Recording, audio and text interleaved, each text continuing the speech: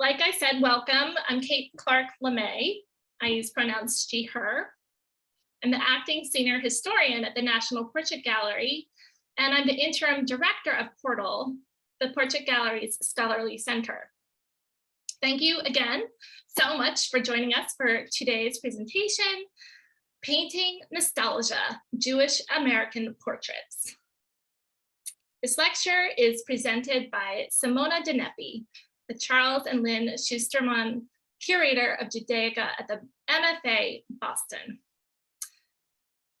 Although we are tuning in together today from different places, we gratefully acknowledge the Native peoples on whose ancestral homelands we gather, as well as the diverse and vibrant Native communities who make their home in these places today.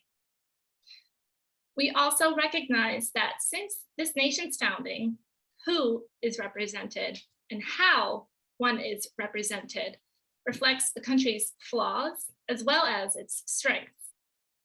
The National Portrait Gallery strives to present a more complete narrative, one that acknowledges the history of slavery, racism, and inequality in the United States. We are pleased to present today's event as part of the Greenberg Steinhauser Forum in American Portraiture.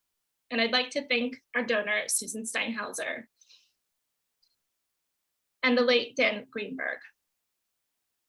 Just a reminder, please use the chat function. Let us know where you're zooming in from.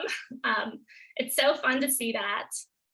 We have a diverse group of people today, and we're really grateful. We have over 90 attendees, so thank you so much again for joining us. When you have questions, and I'll remind you again, please use the Q&A function to ask your questions throughout the presentation, and then I will pitch them to our guest.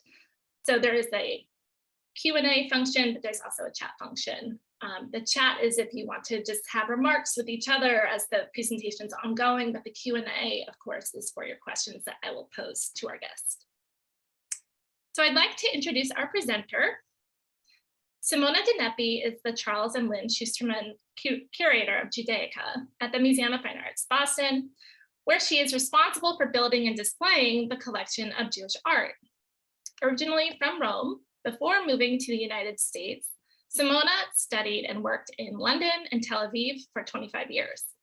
She has filled curatorial roles in both decorative arts and old masters at the Victoria and Albert Museum, the National Gallery, and the Royal Academy of Arts in London, where she cared for permanent collections and planned exhibitions. In Israel, she worked as curator at ANU, the Museum of Jewish People, and as a lecturer in Italian Renaissance art at the IDC Reichman University. Simona curated exhibitions, reunions, bringing early Italians paintings back together at the National Gallery in London, and Dreyfus, the story of a French Jewish family at the Museum of the Jewish People in Tel Aviv, for which she wrote the accompanying catalogs.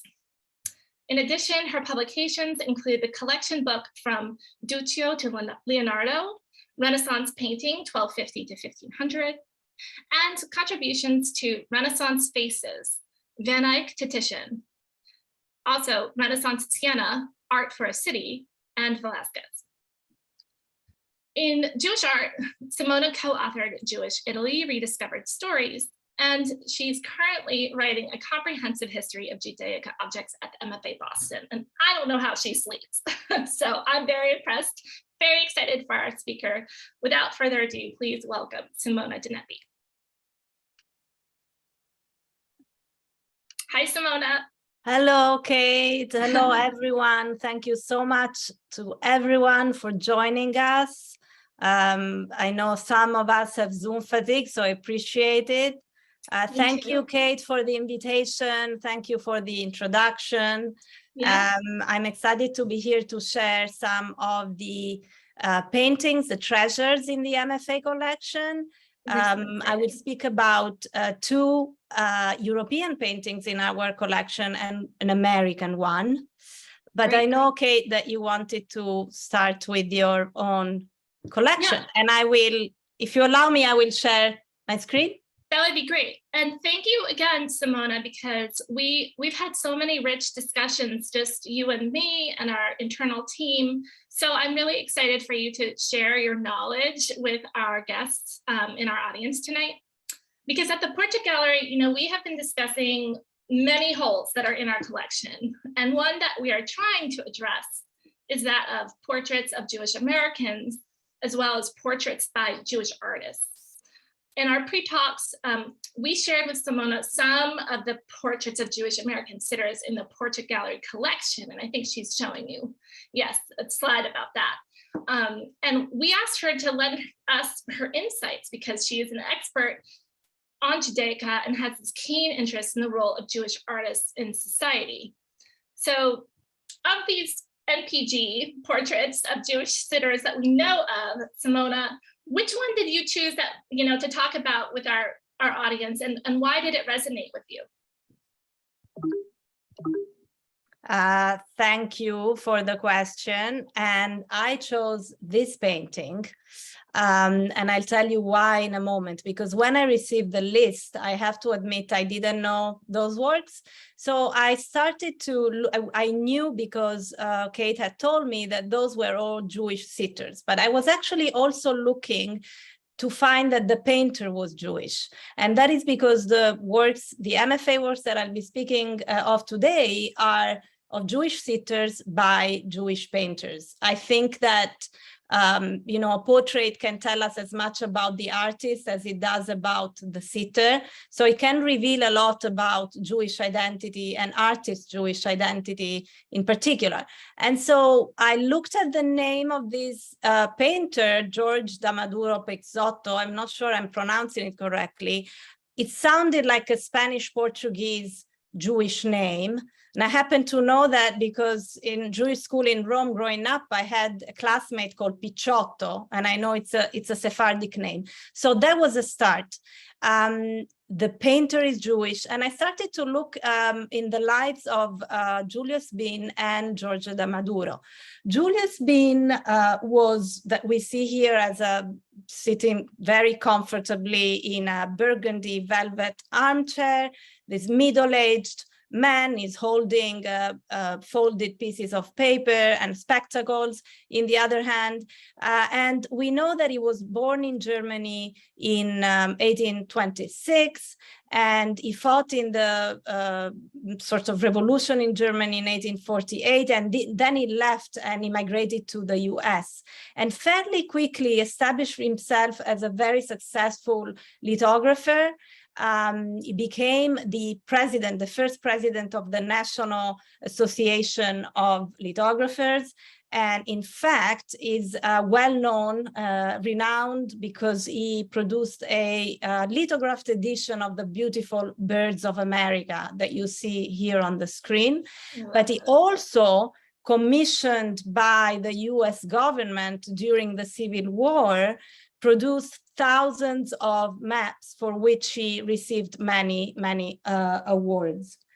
And in addition to his successful profession, what is important is that he cared deeply about his Jewish origin and his Judaism, because we know that for about 30 years, he served as the president of Bnei Brit. Some of you know Bnei Brit as an existing long-standing organization that was founded by German Jews in New York to grant the security of Jews all over the world. So a very prominent member of New York society, originally German, and the painter, and I've mentioned his name, George Peixoto. I searched everywhere for a photo of him that I wanted to share with you. Instead, I found the New York Times obituary, but that tells us something, because it tells us that he was important enough to have an obituary in the New York Times. This is from 1938. As I said, he was originally from a Spanish-Portuguese descent. Via Holland, they came to Curaçao in the 18th century and then to New York in 1806. And his family included justices of the Supreme Court, consuls, diplomats, and he himself had to interrupt his career as a painter to serve as vice consul to Lyon under President Garfield. So he goes on to paint portraits of presidents, of bishops, of cardinals, very successfully. And when he did paint Jews, like in the case of Julius Bien, it was really because they were eminent members of wider society, like the British Sir Moses Montefiore. I mean, that's fascinating. And I'm grateful that you brought in, these little research facts that from the New York Times obituary, little clues like that as art historians are really important. But I was wondering, what does this work tell us, if anything, about American Jewish identity? So it's a European, Italian Jew speaking to you. I feel that I have no authority or lesser authority than maybe 100 people here tonight, or less, it doesn't matter, to speak about Jewish American identity. I'm aware that there are many Jewish American identities, but what I have come to know since I've been here is really the strong push and desire for complete integration of Jewish Americans into the wider society. And that's what this aspect of American Jewish history and identity is what I think of when I look at this picture. Now, we know that Julius Bien was born in Germany, and we know that German Jews were very integrated, not Orthodox. Many of them were secular. Many of them were even assimilated, not his case. But so his attire, this casual, black suit probably refers to that. He's a secular Jew, but there could have been perhaps something, an attribute, which is the word that is used when discussing portraits. It could be a clue, an object on a desk, something on the wall, to tell us, to give us a clue about his Jewish life and identity and work. There's nothing like that. And that tells me that this really was about a representation of a well-established member of American New York society. And in fact, what's even more telling is that Julius Bien himself donated this picture to the National Portrait Gallery. That's fascinating. And I love that the lack of an attribute, sort of the lack of a clue, is in itself something that we can read, in this portrait of secular identity. So let's shift gears a little bit. How do the Jewish portraits at the MFA that you have chosen relate to or are different from the portrait gallery's painting of Julius Bien? Well, here they are, by the way. We look in detail, each of them. They provide, I think, a fascinating contrast to what we've just talked about. They wear their Jewishness on their sleeve, as it were. Everything about them is about Jewish life and Jewish costume, and we will see how that is expressed. And I would start with Hannah. Yeah, let's start with Hannah, and can you tell us about the artist, the sitter? Who is she? What does the artist tell us about her identity? All the things that I know you know.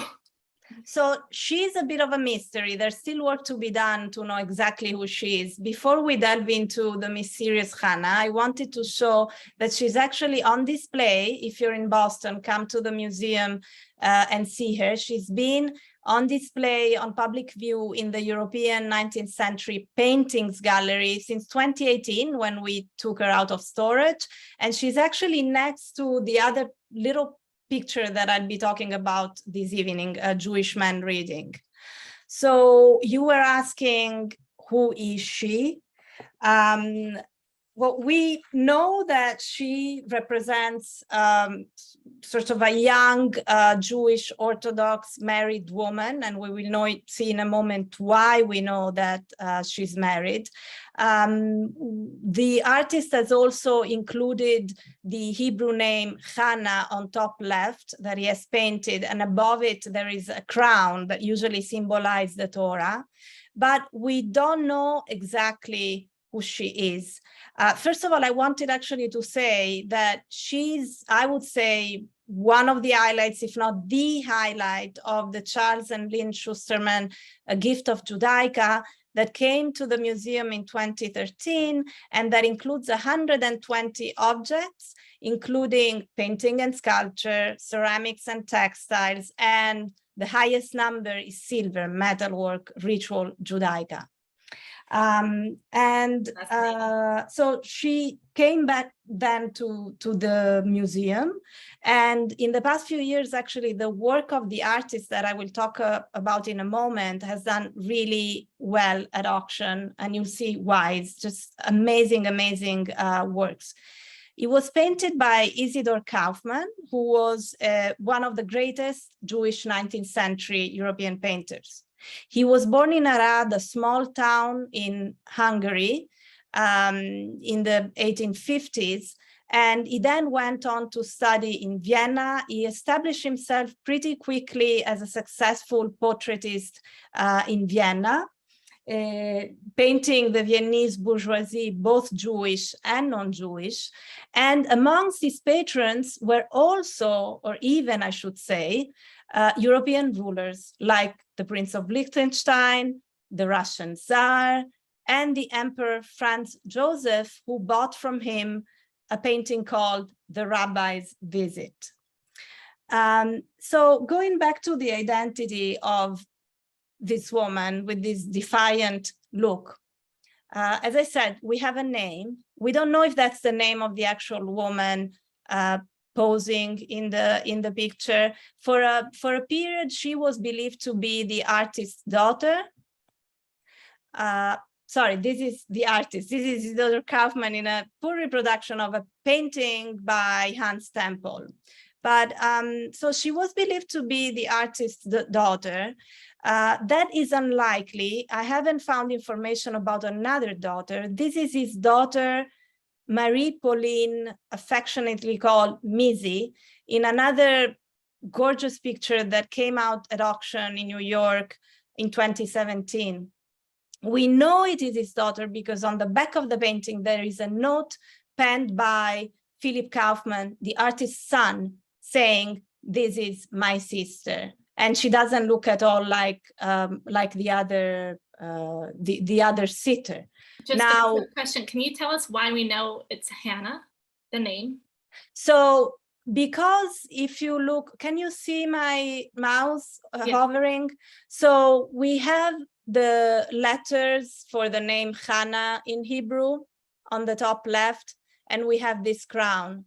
I also started to, I wasn't really planning on going into this, but I wondered if this was only a symbolic name rather than the actual name. And Hannah is the Bible, is the mother of Prophet Samuel. And her story is about really the struggles to become pregnant as a woman, as a young woman. So I wondered if there was any connection to that. So she's probably not his daughter. Is she a real Orthodox woman? We see her here in another painting, sort of more frontally presented, that was sold to a private collection in 2007. It's been said, I think, rightly, that it's unlikely that an Orthodox woman would pose like that over and over again for an artist. So the question is, perhaps she's a model, because we know that she recurs in different paintings. So there's still work to be done regarding her exact identity, but we can say for sure that she's a married woman, and that's because of her attire, in particular her headdress. That is a Yiddish word, the Stemptichel, which means handkerchief, or sorry, kerchief for the forehead. Here you see it. There are a few surviving items of Stemptichel that sometimes come on the market, but original ones are rare. And you see it's this beautiful silk yellow headdress with white pearls interwoven in the front and held together by what might be a diamond. And then what looks like her hair, it's actually a sort of a satin wig called kuke. And then she's wearing in both pictures this beautiful fur-trimmed, ivory-colored shawl. All of this was sort of the manual for the young, married, Orthodox woman in Eastern Europe on Shabbat for festive occasions, on Shabbat or for the festivals. And we're talking about the 18th and 19th century. And just continuing with this picture, which is really wonderful. Is the headdress still used today, Simona? I'm just kind of curious. Yeah. So I think in very, very few cases, I've read that in the 20th century, use in Eastern Europe went and diminished. I don't know that they're still used. Maybe some people actually in the audience can tell me, because their family comes from that part of the world, mine doesn't. But it's almost, this custom has almost disappeared, I understand. Thank you. But what's interesting, I want you to really look at the picture for a moment. And if you, like me, feel that it's a very compelling, almost mesmerizing picture, I try to break it down into how he does this. And having studied Renaissance Italian portraits, I know what the tricks and the devices that Italian Renaissance masters, who then have been studied by painters for centuries, were using. And Kaufman is using it too. Look at the close crop, the bust length of the painting that gives us a close view of the sitter. He then creates a sort of neutral, darker, burgundy colored background that makes the luminous figure stand out even more. The direct gaze is so important. It creates a psychological insight. We try to really imagine what she's feeling and thinking. She looks straight out at us directly in this three-quarter pose that she's turned.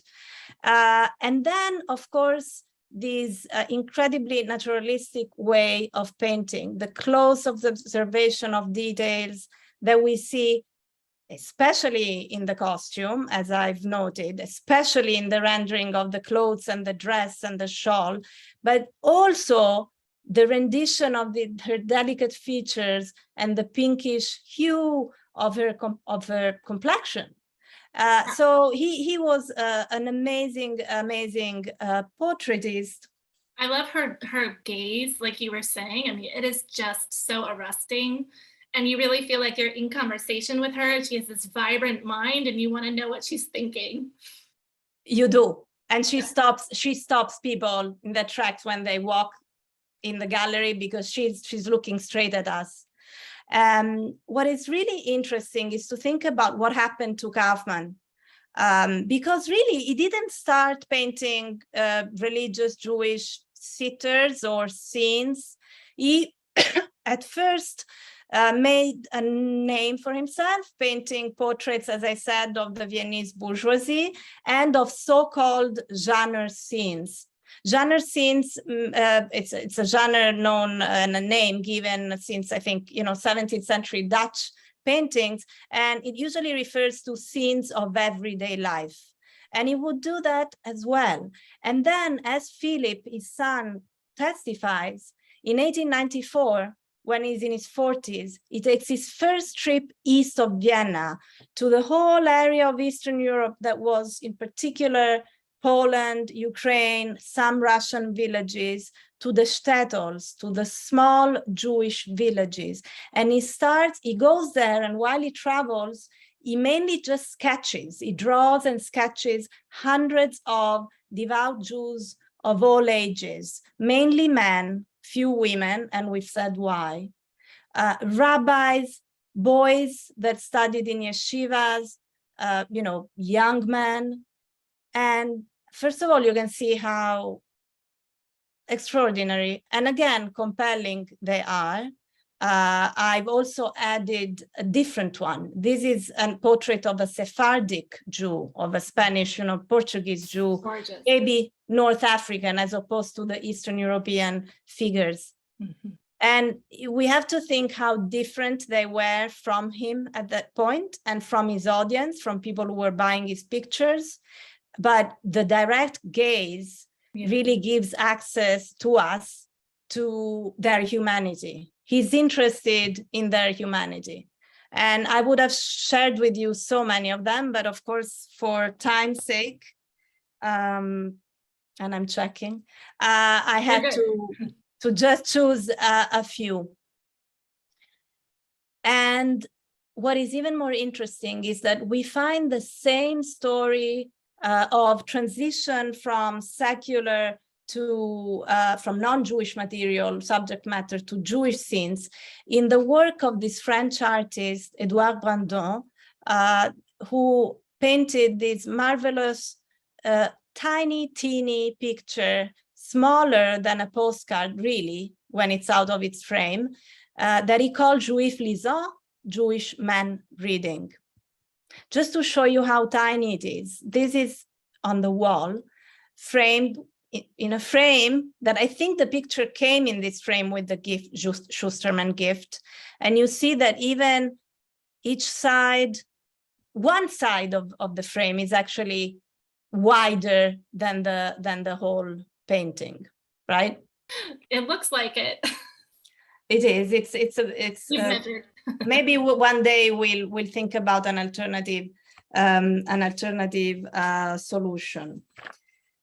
But I love that you let us know, this sort of curatorial problems that we face, which is, the framing of an object and how it might not actually be the best kind of frame for that object. I mean, we talk about that constantly, sort of behind the scenes, if you will. Yes, and that's particularly true for this picture, because what happens, and now I will describe the painting to you and you will notice, first of all, a quintessentially Jewish moment, this man, Orthodox man, who's looking down, deeply absorbed, reading either probably a prayer book or the Talmud or the Torah, a candlestick, a brass candlestick on the desk right beside it, with the detail of the candle that seems to have burnt out already. So perhaps it's morning. And what else makes us think that it might be morning or late at night is the words, the Hebrew words, Adonai Echad, God is one, that come from the Shema prayer that is recited in the first thing in the morning and at night, that Brandon paints right under his signature. And what you were referring to, Kate, about sometimes the practicalities matter. Basically, the frame, and I'm being totally transparent here, casts a shadow over that important inscription. So we're trying to see how to address this. Change of lighting hasn't worked yet, and maybe we'll have to change frame, but there are no plans of that at the moment. I love your transparency. Yeah, I mean, we have a bazillion similar situations. I'm sure curators across the country do. But yeah, this is fascinating. Yes, and we have to talk about it, because a lot of what we do, of what we don't do, it's not only based on our desires or idea, it's based on what is actually feasible and possible.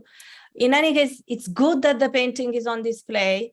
I'm intrigued about the fact that, unlike Kaufman, that is showing her face staring at us, Brandon is kind of hiding his face, right? He's looking down, the hat almost tips off the forehead, covering his forehead and eyes, and he has this thick beard. So we know that his name is Jewish man reading. That's what counts in that moment to Brandon. Then we see a little bit more of his face in this charming other picture, very different in character, that came again up at auction a few years ago. So it's probably in a private collection. And it's called The Teacher and the Pupil. So we clearly see it's the same man in the same room, the same desk and candlestick, and is apparently explaining or reprimanding, perhaps, if we look at the position of the little boy, this boy. So maybe it's a yeshiva, it's a school, it's a Torah study school. And tell us again, for those who are maybe a little unfamiliar with Jewish traditions, how do you know it's a boy? So beside the fact that there's something in the description of the auction house, it's because in the yeshivot, boys were admitted to study in the yeshivot, and it's the case today, although girls can study in separate quarters. So this was typically at the time a place for boys to study the Torah and study with their rabbis and their teachers. I know that we are at the Portrait Gallery commissioning a portrait of Rabbi Sally Present. So that makes because she was the first woman rabbi in the United States, and so that's one of the things I was telling you earlier, Simona, just to talk about religion and gender and some of the things that, people might not be as aware of. And I think it's very interesting. It's coming out in these older paintings. Yes, I mean, it would be interesting to juxtapose the picture, which I understand is not completed yet, right? Yeah, not yet. With these more traditional paintings by Kaufman of Orthodox women. So much has changed. We should put a little show together, Portrait Gallery in MFA Boston. We should. That would be great, and that would be a lot of material to think about. And maybe the Washington Post art critic Sebastian Smee will come to see the exhibition, because we're such a fan of him now. You have to tell the audience about Sebastian Smee. So I was surprised when our PR department wrote saying Sebastian Smee, who's a well-known art critic, he used to write for the Boston Globe, so he's very, very familiar and at home in the Museum of Fine Arts in Boston. He knows the galleries, and is now at the Washington Post. And I was told, he wants to write about the Jewish man reading, and I was very surprised, not because it isn't a superb painting, but because it's tiny, and I was surprised that he even noticed it in the gallery. And he wrote this beautiful piece called Tiny Painting, Big Book, that I think you've shared on the chat below. Yeah, the article is shown in the chat. He, talks about some of the things that I've said. He also points out, for example, the very modern and bold brushwork that Brandon was using, that is most evident in the thick white impasto, almost solid material paint that you see around the spine of the book. And you also see on the candlestick. And when white paint is used like that on metal, what it's doing is creating an illusion of the light reflected on the brass, on the metal. I want to say a few words about Brandon as an artist and his career. It's important because he belongs to the first generation of European painters who could practice their profession, make a living as artists. They could train in the Academy of Arts of main European cities in the 19th century, thanks to the recent emancipation that was sweeping throughout Europe, and that gave Jews in Europe the same civic rights as the rest of the population. And I remember you mentioned that earlier, just between you and me, and can you just tell our audience a very short summary of that moment and when it was and what happened? Well, it was gradual, and in different countries in Europe, it happened in different times. France is famous for being the first country where the emancipation really happened. And that's why the Dreyfus Affair in the 1890s was so painful, because it was so at odds with everything that France had stood for until then. In the rest of the country, in the rest of Europe, it's throughout the 19th century. In Italy, it really happens when, for example, when Italy is unified as a country in 1861 and then 70, that's when Italian Jews received full emancipation. Wow. So it varied from country to country, but this had an effect, an impact on artists who could finally train and practice a profession. And so he does. Interesting that, like Camille Pissarro, he was born into a French Sephardic family in Bordeaux, and he then comes to Paris. He studies at the École des Beaux-Arts under Corot, the famous landscape painter. He then goes to Rome, again, part of the typical trajectory of artists who would go on a grand tour to Rome to study and to sort of drown in monuments and art. And there he becomes close to Degas. They collect each other's works. Wow. Until Degas, during the Dreyfus Affair in the 1890s, decides to become a virulent anti-Semite and closes his relationship with all the Jews that he knows. But I'm showing these two pictures to show what he was doing, Émile Brandon, before he started to paint Jewish paintings. He was mainly painting tavern scenes in Rome. This is an Italian singer and a sort of merrymaking scene in the Roman countryside, and Catholic devotional pictures. Like the Kaufman. point that when the genre scenes at least remind me a little bit of Kaufman. Yes, it's the same. It's that same type and subject matter. And when in 1861 it shows in the Paris Salon, which was the main annual exhibition of contemporary art, it shows a painting of the Saint Brigitte, who's the patron saint of Sweden, and we see her here on the right. He actually wins the commission of a whole cycle of fresco paintings in the Church of Saint Brigitte in Rome. So he was doing really well painting Christian pictures. Yeah, it's so interesting that he was painting Christian pictures. And I bet our audience, if you love Rome, where is that church? So if you love Rome and have been through Rome, you probably have been in Campo dei Fiori. There is a market, food market. Next to Campo dei Fiori, there is one of the most beautiful squares in Rome, I think. It's called Piazza Farnese. Palazzo Farnese, that today serves as the French embassy, is frescoed with ceiling frescoes by Annibale Carracci, who was a contemporary of Caravaggio. And you can see those by appointment only, but that's in brackets.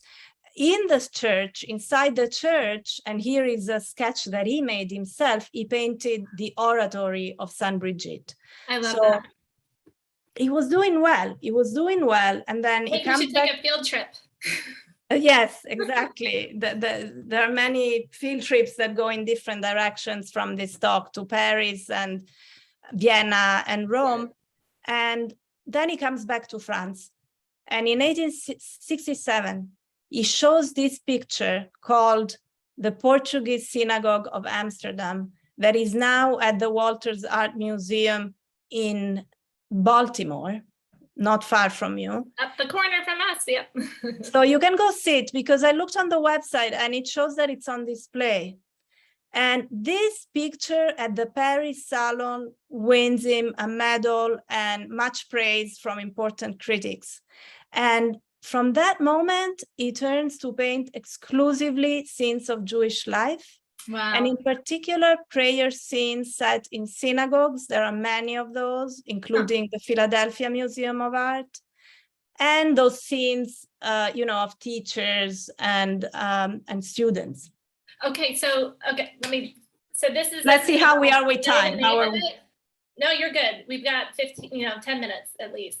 Okay. Do we know the name of it? Or no, you're right. We only have 5 minutes. Do we know the name of the synagogue? And the other thing is I'm just wondering, why did both Kaufman and Brandon make the switch, from secular to Jewish? Yeah, and that's where the word nostalgia came to me, thinking why, Okay, first of all, the answer to your first question is that This is the name. It's just known as the Spanish and Portuguese synagogue in Amsterdam. It was inaugurated in the 1670s, and it's one of Europe's most important synagogue. And we're happy that it hasn't been destroyed. It's still there. In response to your question, we can hear Isidor Kaufman's voice. So why he does that switch? And he says that he became the painter of Judaism because he was deeply convinced that the strength of every artist is actually rooted in his own traditions. And he wanted to reveal the beauty and nobility of all traditions and to celebrate and glorify Judaism. And he felt that so strongly that, that what's fascinating is that he acted as curator of a room at the Vienna Jewish Museum where he rebuilt a Shabbat room, his love of traditions. And this is his own recreation of a Shabbat room with furniture and original ritual objects, which stood like that until the Nazis closed Vienna Museum in 1938 after they annexed Austria to Germany in the same year. But we have this great photograph. We have this great photograph that is there, and I'm aware that I have how long for this picture? Around 3, 4, 5 minutes. Okay. I think. Well, this painting is called the Talmudist. And even though we're now in Boston, it was painted in Boston by a Russian painter called Jacob Binder, who studied with Sargent, actually. And even though we're in Boston and in America, I think that we can look at it and think about it in the same lenses as the other two European paintings. It portrays an elderly Talmudist, an elderly man who's deeply absorbed in the reading of the Talmud. And it's beautifully rendered because Binder, who was a portraitist, that was his specialty, really stripped the picture to its bare essentials, a table, the old man, the large tome of the Talmud, so close to him that it's almost tipping over, these bare walls, nothing to distract us. And the realism and the lifelike nature of the painting and of the way he painted him is extraordinary and can be seen, for example, if you look at his hand that rests on his leg, the protruding vein and his sunken cheeks on his face and the wrinkled forehead. It's and so sensitively rendered, like you were saying. It's beautiful.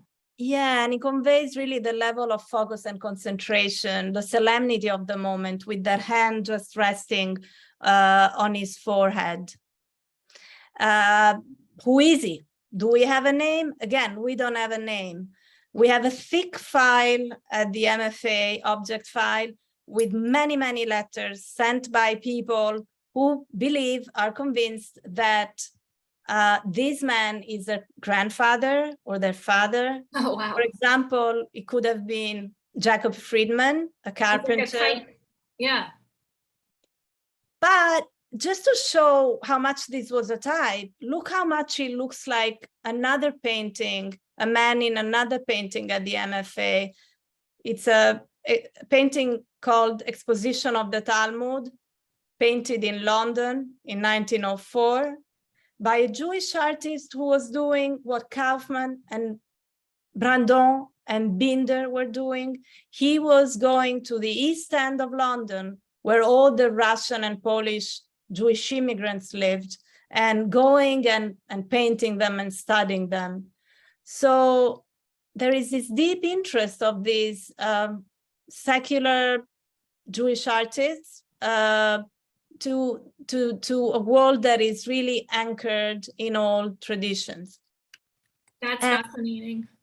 I I'm aware I have to finish, so I'll finish with this last slide that shows that the editor of the Jewish Journal in Boston in 1926 felt the same, because he decided that he wanted to launch a public campaign to buy this painting for the MFA, because he believed, and here you see the words, that this painting was the most typical presentation that a dignified, self-respecting artistic Jewry could make. So this painting meant so much for the people who donated it to the MFA, which is why I really hope that we'll be able to put it on display soon.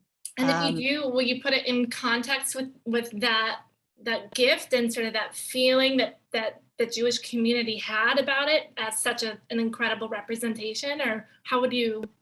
I'd love to do that if it's possible. Again, the tension between dreams and practicalities. I'd love to do that. Another possibility would be to show it in the American wing, you know, with American 20th century or 19th century portraits. Right. It was That's shown. what we do at the Portrait Gallery. You know, we have to make portraits of Jewish sitters in conversation with that sort of larger story of the United States, and it's really important to do that. But I can see, you know, working against some of the contexts that maybe you'd like to also include. So if you do that, I'd love, if you want to borrow it, that would be amazing. If we could only know his name, that's our one setback at the Portrait Gallery. We'll receive more and more letters from people who say it's my grandfather or my great-grandfather. So funny. Well, let me see. Thank you so much, Simona. You are just a joy to be in conversation with. And I know there's so much in the chat in terms of people who love this talk and are getting so much out of it. I do want to make sure we have question and answer. So I do believe there's a bunch of questions, and I'm taking a look at them now for the first time. If you happen to put a question in the chat, please go ahead and put it in the Q&A. I'm so sorry for the formality of everything. It just makes it easier for us. So Joseph Levin asks, do you think Kaufman wanted to do a Jewish version of the Vermeer painting of the girl with the pearl earring? You know, this is what I love about giving public talks, that it gives me material that had never occurred to me. He for sure must have known Vermeer, because Vermeer is one of the greatest masters of Western art. And perhaps that incredible observation, close observation of details that we love Vermeer for, and you mentioned the girl with the pearl earring, he would have certainly known it. And you're right, because you're probably also thinking of the three-quarter turning of the girl looking at us. It's the same view and it's the same direct gaze. He must have known it, and perhaps he was thinking about that. Thank you for the idea. It's a great comparison for sure. Okay, so I'm sorry, I don't know which paintings you're referring to this question, but Linda Lutz asks, who purchased the paintings and where were they during the Holocaust? So maybe the Kaufman that's a very good question. And a question that we ask ourselves. All the works that we acquire have to undergo very rigorous provenance research. So I do not remember, I'll have to check. They were in private collections. Both the Kaufman and the Brandon, the little picture, French picture, they came to us from the Schusterman collection. They weren't there during the war. They were in a private collection in two private collections that I don't remember the names of at the moment. But they underwent very, very strict research. And in fact, Hannah joined us a year later than the whole gift, because she required more research. And that research was done by our curator of provenance, Tori Reed. Oh, wow. You have a curator of provenance. And I don't want to say something blasphemous, but I think we're the only museum that has a dedicated curator of provenance. Wow, I'm impressed. That's great. Yeah, because I don't remember exactly, if you go to the MFA website and you put the name of the artist, the page you get gives you full provenance. So you will see everything that is known about the whereabouts of the paintings. That's fascinating.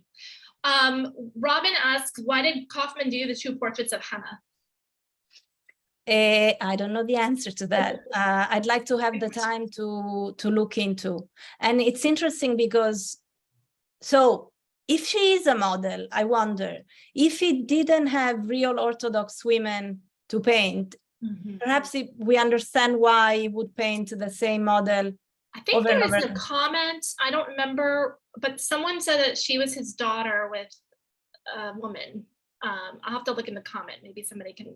Yes, she's believed to be his daughter. She was believed to be his daughter. Now we're not so sure. Also because of the other picture that came out. He might have also been experimenting with the two pictures with different views, and which one was more. Which one do you prefer?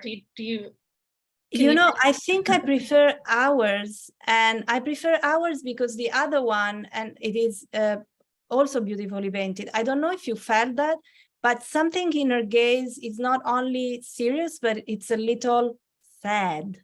It's serving. She's kind of serving a little attitude. Yes, it's so I think great. I prefer our painting. Not that you're biased or anything. Of course not. I would never be. I want to keep asking questions. Sorry, please go ahead and do a little visual analysis maybe for us. Oh, I just wanted to, as the question was asked, to show the differences. I don't know if you agree, but something in expression is slightly different. I sense some sadness in the one on the left, but maybe it's not there. And sorry, go ahead. No, go, please. I was just going to say, and I'm sorry to change topics because this is, we can keep talking, but I want to give a shout out to Samantha Baskin because she made some really interesting research on the Julius Bien portrait, and she dropped it into the chat just for us, but I'm going to drop it into the chat for everybody so that we can all benefit. Wait a minute, maybe Patrick, you could drop it into the chat. It's not copying for me, but I would just like to, it's so great to hear about other scholars who are making this. Oh, there it goes. And I'm happy that Samantha is here because I benefit from her research for other works, actually works that are in our collection. And I'm glad that she's here with us. And I'd love to read what she had. What she has about him. It's so wonderful that we have such an incredible group in our audience, and they keep asking great questions. So Anita Mearschwam asks, how easy or difficult was it to be/make a living as a Jewish painter of Jewish subjects in the 19th century in Europe? So if we think about the fact that the first time Brandon painted a Jewish scene, and not painted, the first time he showed it at the Paris Salon, which was the place, the annual, exhibition venue. Right. He had incredible success. He won awards, and Théophile Gautier was a critic, So, and then all those commissions from the Tsar and the emperors and the princes in Europe were of religious pictures. So, judging on Brandon, it seems like there was a market and they were being successful. And the same goes for Moritz Oppenheim, who's a famous German 19th century Jewish painter, perhaps the most famous, it's sort of really the first generation. They were incredibly successful painting that genre. And I don't think that they were only purchased by Jews. So that's interesting. I'm sure that someone has researched this question. Well, and thank you for the question, to Anita. This is a question I probably should take. Why does the National Portrait Gallery have a gap in representation of Jewish artists and sitters? What is being actively done to address this? So we have a gap, I would say, in a lot of religious subjects. We have gaps all over the place in, other subjects like LGBTQ plus sitters, gaps that we would like to address just by furthering our collection. We do have incredible donors and friends who have an active interest in Jewish American history. So they are helping us, with commissions and things that are helping us, fill this gap. And we're also doing a lot of programming. So tonight's lecture, when we don't have the works of art, at least we can engage someone like Simona, who is incredibly knowledgeable, and put her in conversation. She's just such a important guest for us to feature in a lecture like this. And we've also had a couple of more private study days and things like that to talk about Jewish American history in portraiture, and to brainstorm, the next steps. But it's kind of a long process, I have to admit. And it's not something that we can easily address, within a year or two. And you can really say that about like women artists, or artists who are indigenous. We're really hoping to address those gaps in our collection too. But it, of course, will take time. Back to you, Simona. Further to comment, do you even reframe things that you obtain? Like if it doesn't really work, if it's not original, what would you do in those cases with framing? Oh, about framing, we do sometimes commission new frames for the pictures in our gallery. For example, our new Renaissance galleries have just opened. Please come to see them. They're beautiful, curated by Marietta Cambareri. And at least one of those paintings we've commissioned a new frame. In this case, it's difficult because it came with that frame. And on the one hand, the frame it's too large. On the other hand, the painting that is so tiny that if we frame it in a smaller frame, will won't look right on the wall. Because it's really, really tiny. It doesn't hold the wall, as we say. It doesn't hold the wall. Yeah. There is no part two. I don't know. There's something in the chat about a part two, and I'm sorry, there's no part two. But we absolutely adore Simona, so maybe we can make sure that she comes back. A couple more questions for you, Simona. Has the binder been on view in the last few years? So the binder has never been on view at the MFA. I checked this, but in the object file I found that it was actually on loan in 1951, I want to say, to an exhibition at the Boston University, which was interesting. I don't have here the exact name of the exhibition, but it was loaned in the early 50s here locally in Boston. We've never shown it, and we would love to do that. Yeah, it's so a good funny picture. when you look at like exhibition histories of objects, and if it's something so exquisite and has never been, on view except for a loan, that's always puzzling to curators, right? It's like, you don't really know. That's true. It's puzzling. It's also, when you think that I know of, it's the only object in the MFA collection that was actually a gift by the Boston Jewish community. That's meaningful. That's very meaningful. And maybe that's an opportunity to engage, do more outreach or something when you have the room and the space in your calendar. I know how it goes. It's 6 o'clock, and so I'm so sorry that we have to, it's my unfortunate responsibility to kind of bring us to a close. But I do want to say that it was such a pleasure to have Simona and Maybe if you could stop screen sharing, Simona, that would be. Oh, sorry. Oh, no worries. We can just say goodbye to our audience and thank everyone, and everyone thanks Simona. I'm gonna just do a big round of applause for you. Thank you so much.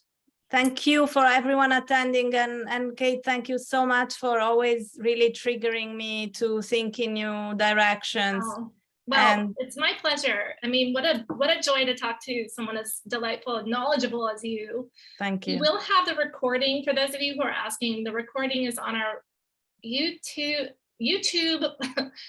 portal page. So if you Google NPG portal YouTube, you'll find this, and it will be posted maybe by the end of tomorrow. If not, then definitely by the end of the week. So I just my colleague Patrick, works really hard, and it takes a long time to download these things and then upload them and that kind of thing. So just give us a minute, but we're delighted that everyone came, and so thank you again. So I guess we're gonna say goodbye. Thank you. Stay well. Thank you, Kate. Thank you, everyone. Bye. Bye-bye.